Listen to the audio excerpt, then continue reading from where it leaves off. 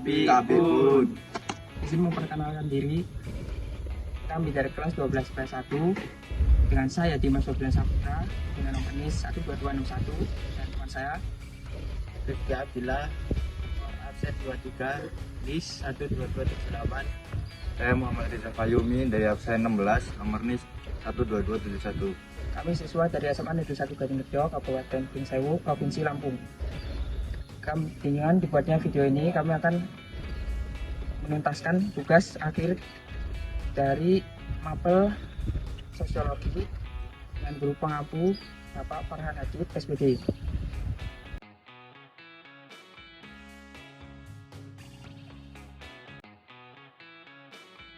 Untuk pendahuluan, Desa Banjarrejo berdiri tahun 1950 dibuka oleh beberapa warga pindahan dari wilayah Jawa dengan maksud untuk membuka lahan perkebunan dan pertanian. Secara umum, Desa Banjarrejo merupakan daerah pertanian dan perkebunan dengan tingkat ekonomi masyarakat yang masih berada pada level menengah ke bawah. Pada tahun 1994, Desa Banjarrejo merupakan salah satu desa tertinggal yang pernah mendapatkan program Inpres Desa Tertinggal. Lalu apa itu pemberdayaan? Pemberdayaan berasal dari kata daya yang mengandung arti berdaya atau mampu. Pemberdayaan adalah usaha dalam hal meningkatkan kapabilitas kemampuan masyarakat dengan cara mendorong, membangkitkan, memotivasi akan potensi yang dimiliki dan dapat bekerja keras untuk mengembangkan potensi tersebut. Dalam arti lain dikatakan bahwa pemberdayaan sebagai upaya dalam membangun daya masyarakat dengan cara memotivasi, mendorong, serta membangkitkan kesadaran atas potensi dan kemampuan yang dimiliki untuk mengembangkannya. Pemberdayaan diartikan sebagai proses untuk memberikan daya power kepada pihak yang lemah, powerless, dan meminimalisir pihak yang terlalu menguasai.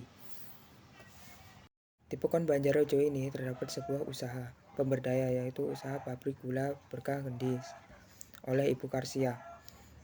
Awal berdiri usaha pemberdaya ini adalah sejak tahun 2006, yang mana beliau mempunyai karyawan kurang lebih 14 karyawan yang bekerja di dalam usaha ini sampai sekarang.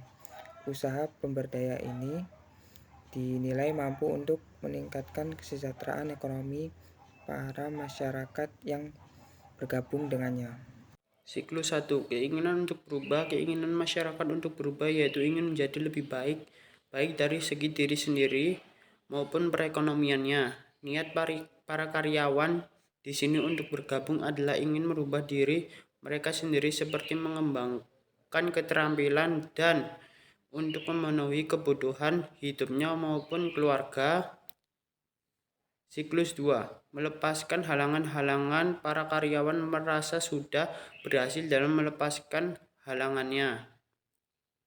Karena mereka, masalah perekonomian yang dihadapi dalam kehidupan mereka cukup teratasi karena setelah bekerja di usaha gula Berkah Gendis ini menghasilkan pendapatan yang cukup untuk memenuhi kebutuhan hidup para karyawan. Siklus 3.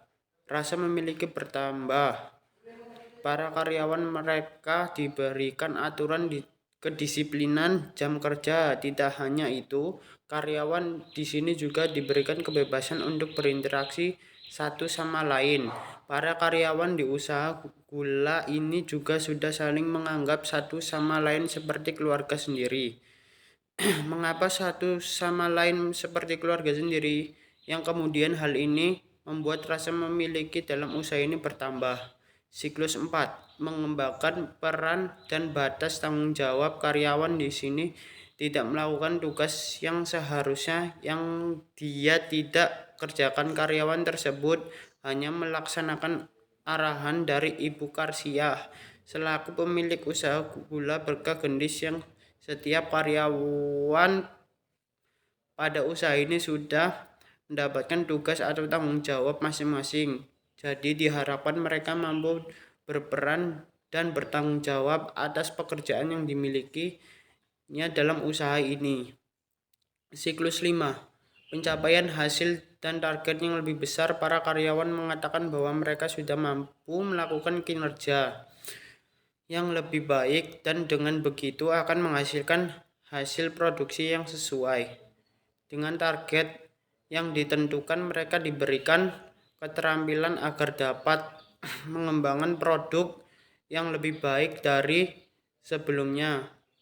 Selain mencapai target yang diinginkan, para karyawan juga tentunya mendapat gaji atau pendapatan yang lebih dari hasil tersebut. Nah, perubahan perilaku dan kesan terhadap dirinya, karyawan merasa sangat senang dan merasa diuntungkan sekali saat bekerja. Di sini dikarenakan selain ia dapat merubah dirinya karena merasa memiliki keterampilan akan pengolahan produksi gula di pabrik gula Berkah Gendis.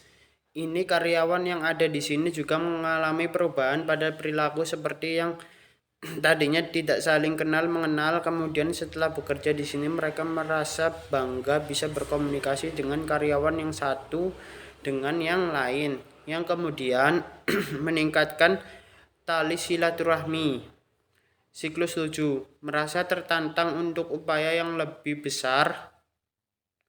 Sejumlah karyawan merasa memiliki kesan terhadap dirinya. Mereka juga merasa tertantang untuk mengupayakan usaha pemberdaya ini agar dapat terus meningkatkan hasil produksi, yang mana hal itu dapat berakibat pada kesejahteraan usaha maupun diri mereka sendiri. Mereka tertantang untuk melakukan pekerjaan yang lebih lagi seperti meluaskan nama usaha pabrik gula Berkah Gendis sampai ke daerah-daerah lain.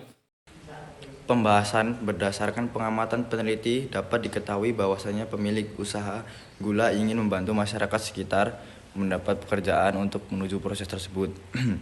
Pemilik memiliki beberapa strategi yang digunakan untuk mencapai tujuannya, yaitu P1. Pemungkinan. Pengertian pemungkinan di sini ialah menciptakan suasana atau iklim yang memungkinkan potensi masyarakat berkembang secara optimal. Pemungkinan yang dilakukan Bu Karsia adalah dengan memastikan calon karyawan harus sportif, terampil, dan patuh pada owner. Hal ini agar proses produksi berjalan dengan lancar. P2. Penguatan. Penguatan bertujuan untuk memperkuat pengetahuan dan kemampuan yang dimiliki masyarakat dalam memecahkan masalah dan memenuhi kebutuhan-kebutuhannya. Dilakukan dengan membantu menyelesaikan halangan-halangan. Contohnya ketika hasil produksi tidak sesuai dengan yang diharapkan, tetapi Bu Karsia memaklumi hal tersebut dikarenakan kesalahan bahan baku yang merupakan di luar kendali karyawan. 3. Perlindungan. Perlindungan merupakan upaya untuk melindungi masyarakat, terutama kelompok lemah, agar tidak tertindas oleh kelompok kuat, menghindari terjadinya persaingan tidak seimbang atau tidak sehat antara yang kuat dan yang lemah, dan mencegah terjadinya eksploitasi kelompok kuat terhadap kelompok lemah. Bu Karsia sangat melindungi hak karyawan. Beliau harus bertanggung jawab penuh terhadap gaji karyawan karena karyawan-karyawan perlu memenuhi bahan-bahan masakan seperti bumbu dapur. Jika beliau tidak tepat waktu, karyawan akan mogok kerja, sehingga akan lebih baik jika dicegah dengan pelindungan hak karyawan. P4 atau penyokongan. Strategi ini bertujuan untuk memberikan bimbingan dan dukungan agar masyarakat mampu menjalankan peranan dan tugas kehidupannya. Bu Karsia memotivasi agar karyawan bisa sportif dan bisa menjaga kualitas gula yang diproduksi. Bu Karsia berharap agar gulanya bisa bersaing di pasaran dengan kualitasnya tetap bagus. P5 atau pemeliharaan. Strategi pemberdayaan ini bertujuan memelihara kondisi yang konduktif agar tetap terjadi keseimbangan distribusi kekuasaan antar berbagai kelompok dalam masyarakat. Dalam proses ini, Bu Karsia memastikan karyawan harus paham cara membuat gula sebelum direkrut menjadi karyawan. Bu Karsia menyediakan pelatihan untuk pelatih yang ingin menjadi karyawannya. Masyarakat. Menurut Pak Prasetyo dapat diketahui bahwasanya masyarakat mendapat dampak baik dari usaha gula Bu Karsia. Ibu-ibu sangat tersongkok pendapatan harinya, ada yang mendapat 40.000 sampai 100.000 per hari. Hal ini bisa lebih banyak dari pendapatan bapak-bapak di sekitar rumahnya. Menurut Pak Prasetyo, usaha gula Bu Karsia merupakan kesempatan bagi ibu-ibu untuk mendapatkan penghasilan tambahan, sehingga tidak ada bapak-bapak yang bergabung. Ibu-ibu harus memanfaatkan kesempatan tersebut dengan baik. Pak Prasetyo berharap pemberdayaan ini bisa lebih bagus. Saat ini sudah ada 30 orang lebih yang diberdayakan dengan hasil yang lumayan. Tentu hal ini sudah membantu merekrut pengangguran, sehingga usaha ini perlu berkembang lagi. Menurut pemaparan Pak Prasetyo, usaha gula Bu Karsia Siap berkembang dengan baik dapat dilihat dari jumlah karyawan yang meningkat dan kualitas gula yang semakin bagus. Pak Prasetyo berharap usaha rumahan ini bisa terus berkembang. Jika bisa akan lebih bagus jika menjadi pabrik. Oke, dari kesimpulan ini, berdasarkan analisis penelitian usaha gula Bu Karsia mampu menjadi wadah bagi para perempuan di dusun Banjarjo yang menganggur. Bu Karsia banyak menyerap tenaga kerja wanita di sekitar rumahnya untuk bekerja. Saat ini, sudah ada 30 karyawan lebih. Hal ini menunjukkan bahwa Bu Karsia berhasil memberdayakan masyarakat sekitar. Usaha Bu Karsia untuk memberdayakan masyarakat sekitar juga mendapat dukungan positif dari masyarakat sekitar. Ibu-ibu sekitar sangat terbantu oleh Bu Karsia. Meskipun banyak halangan, Bu Karsia dapat memaklumi dan dapat menjadi owner yang bertanggung jawab untuk karyawannya. Pemberdayaan Bu Karsia sangat baik karena beliau menyediakan pelatihan untuk yang ingin menjadi karyawannya. Bu Karsia sangat memperhatikan kualitas gula dan juga hak karyawannya. Faktor inilah yang membuat usaha Bu Karsia maju.